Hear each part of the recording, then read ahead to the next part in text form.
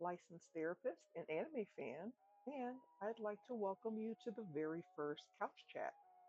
So, before we kind of get started with this, you may be wondering, what are Couch Chats? Well, I figured that I wanted us to have a space outside of reactions to come and chit chat for a little bit. So I thought it would be a good idea if at the end of each month we would gather here on the couch, we would slow down and reflect on the emotional themes from the anime that we've been watching together. I started this because anime has such a powerful way of showing us real life struggles such as grief, shame, identity, healing in ways that feel both safe and deeply human. So I want this to be our space to step back, notice the patterns, and maybe even find pieces of our story in theirs.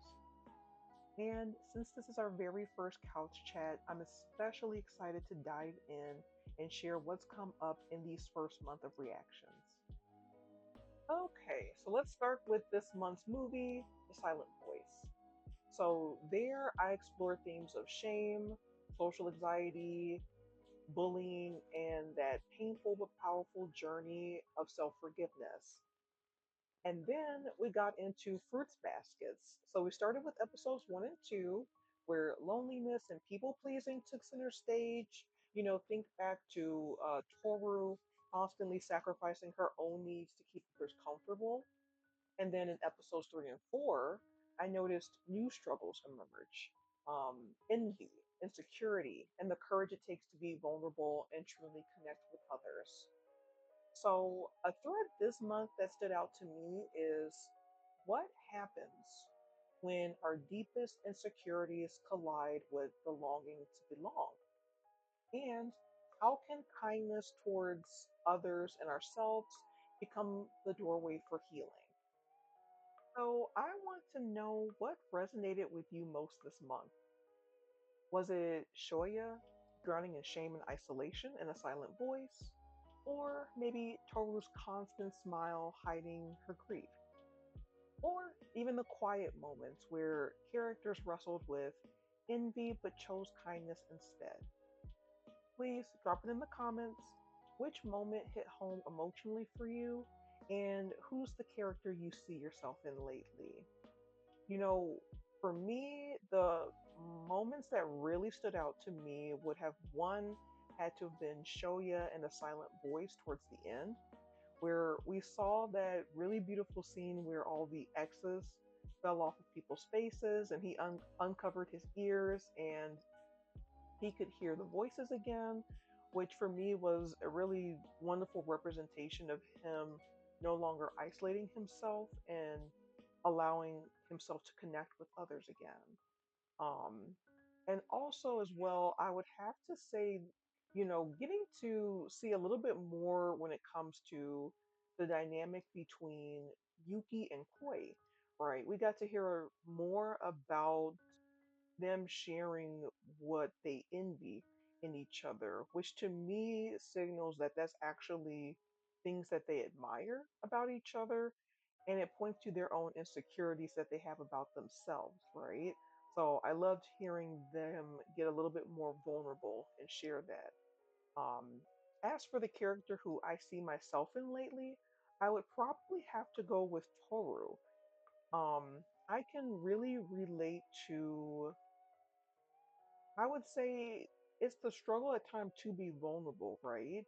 It's much easier to wear a smile than it is to let people see some of those things that I call them unpleasant emotions, right?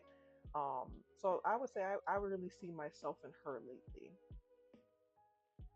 So now I want to do a bit of a deep dive and talk about vulnerability and masking.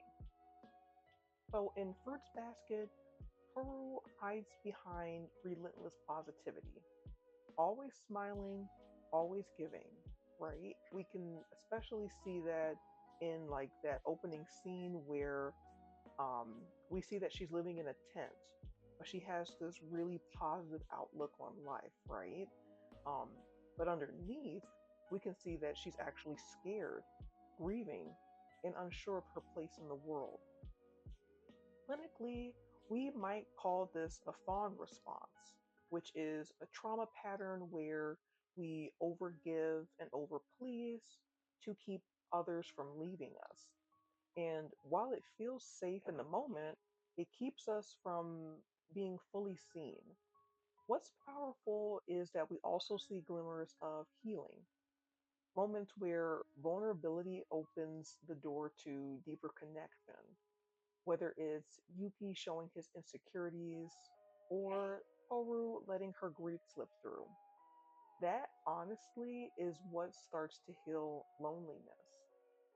And when I think back to it, a silent voice, it's the same.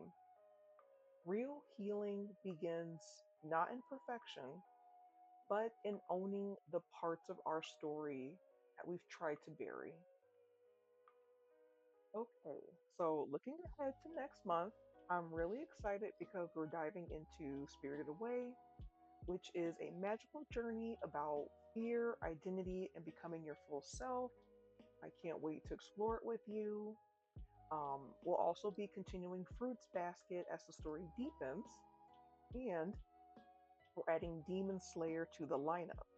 So that means that we'll be unpacking not just themes of identity and belonging, but also resilience, grief, and what it means to fight for the people we love. So it's going to be another month full of heart, healing, and feels. So before we wrap up, I want to leave you with this month's quote, a reflection to take with you. Owning our story and loving ourselves through that process is the bravest thing that we will ever do.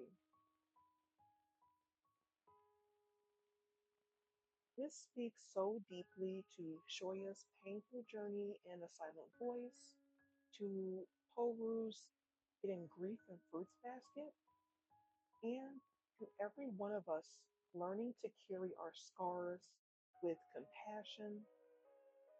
Healing isn't about erasing the past, it's about daring to love ourselves in spite of it. If this first couch chat made you feel seen or sparked something inside, consider liking and subscribing to stay on the couch with me. I'm really excited with the reactions coming up next month. Until then, rest easy, feel deeply. The couch will always be here, and see you next time. Bye.